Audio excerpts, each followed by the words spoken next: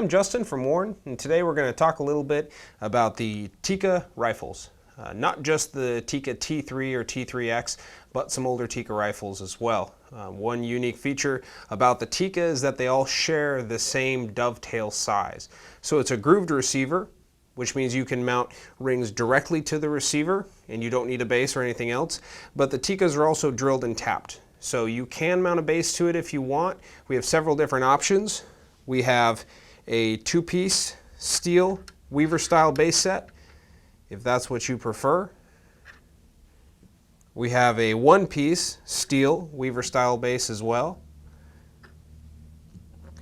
We have our Mountain Tech line of rails, which are available in 0 or 20 MOA, and we also have our tactical rails, which are a steel Picatinny rail in 0 or 20 MOA. So depending on your application, one may be a better fit than the other. If you need a 20 MOA for long range shooting, I certainly recommend going with one of our rails instead of mounting directly to the receiver. If you'd like to mount directly to the receiver, it's a great option because it's very simple. There's nothing else involved. It's a set of our Maxima Tikka rings that mount directly to this action.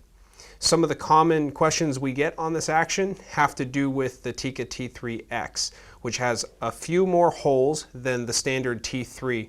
The T3 has 2 screw holes in the rear of the receiver, 2 screw holes in the front, and 1 large hole, and that's where your recoil pin is going to fit in. The T3X has a couple more holes for pins. Those aren't the location that your recoil key is going to fit into. It's the large hole in the front only. So when you open the package of some of our Tikka rings, they will look familiar. They will look just like our standard Maxima rings. What makes these unique is that the rear ring has no recoil key at all. It just clamps onto the dovetail, while the front ring has a specific recoil pin. And that pin fits up inside of the ring. So you can't mix them up. You can't run the rear ring in the front or the front ring in the back. They will only fit one way. It makes it very simple and easy. So if we were to install this scope on this rifle, what we would do is similar to our standard Maxima fixed rings. We would assemble the rings on the scope tube. In this case, there's a little slot where that pin is going to go in. Now, the pin that sticks down on this piece is going to essentially be in the rear part of the cavity of the ring. So we're going to place that in, and note that the screws actually go through the body of that pin. And we will just start all 4 screws, a couple of threads.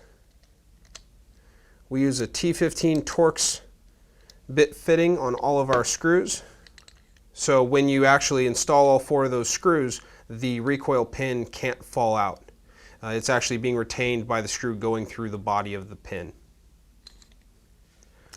So when we install the rear ring, it's the same procedure as the front ring. The only difference is there's no recoil pin. So it's a little bit simpler.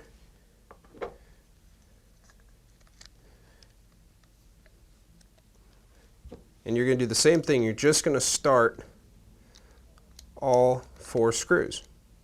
Just a couple threads, no tension on them.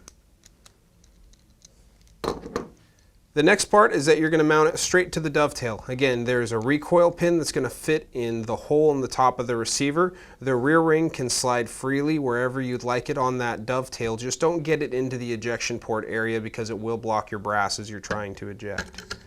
So we're going to lay it over that dovetail, and it will fit like so.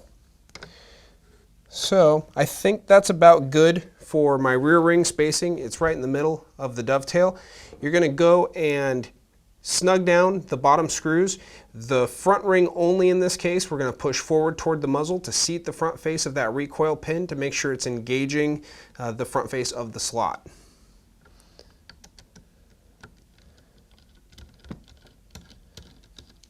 Now the rear ring, of course, we're not going to push forward because there's no recoil pin, so we're just going to tighten it down.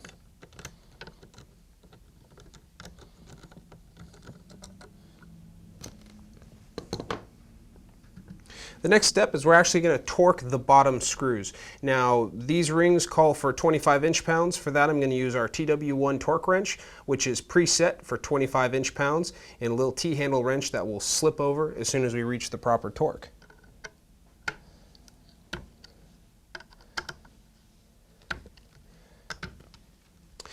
Next, you're going to level your reticle and set your eye relief. You want to keep in mind that when you set your eye relief on a scope, you want to do it on the maximum power, and you want to do it from the prone position because that's when your eye relief is most critical.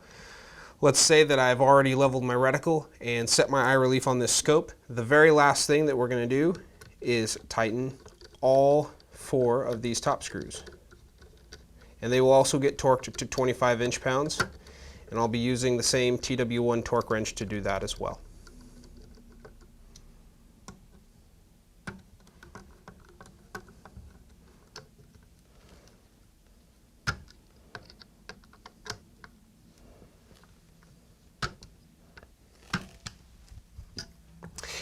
Next, you're ready to bore sight and go to the range.